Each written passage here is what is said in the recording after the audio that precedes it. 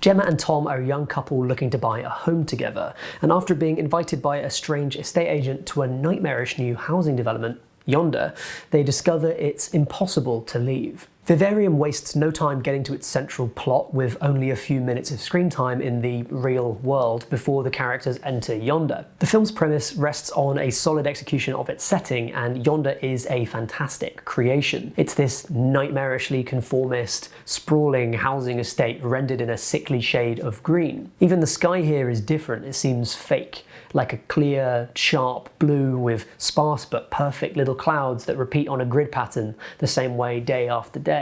It's a wonderful image held up by impeccable production design and cinematography working perfectly together to give the sense of something that's mostly right but just a little off. Things get weirder when a baby shows up. Caring for it is apparently the only way to leave, so Gemma and Tom are well and truly stuck, and as the film carries on, the strange touches of uncanniness become much more intrusive. But to say more would spoil it, so I'll leave it up to you. Vivarium really reminds me of a limited set of films that seem to inherit the ethos and writing of The Twilight Zone, The Outer Limits, and other anthology TV series. All these films tell a relatively concept-led science fiction story with little explanation and often with a somewhat low budget. When I think about this kind of like made-up subgenre, the bigger movies in my head are Knowing and The Box, and then on the smaller end of things there's stuff like the philosophical thriller Circle and the work of Mexican filmmaker Isaac Esban, hope I pronounced that correctly, whose movies The Incident and The Similars both have striking visual ideas and a very ambiguous, almost kind of dreamlike plot. Vivarium fits more into that slot. It's quite nicely fit in there. It's balancing its not massive budget with these clever ideas and this visual inventiveness. I was quite surprised to see stop motion in the film, albeit in a very limited way. And there are lots of kooky ideas like the TV in the house just shows monochrome fractal patterns. But the flip side of that visual style is that it can feel a bit distant, maybe arch at times. You can't get close to the characters despite the good performances from both Imogen Poots and Jesse Eisenberg in the lead roles. That's what I thought when I watched this at a press screening a month ago.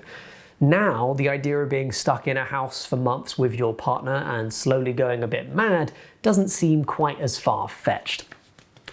But hey, time makes fools of us all, doesn't it? Underneath the plot, there's a clear effort on the part of the filmmakers to draw parallels between what Tom and Gemma are going through and the rigid rituals of growing up in a capitalist world. Buy a house, have a kid, maybe grow old and hate your partner. I wouldn't call it allegory exactly, it's more like applicability.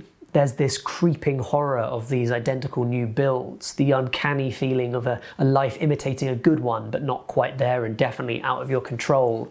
There's the isolation and the fear of failure.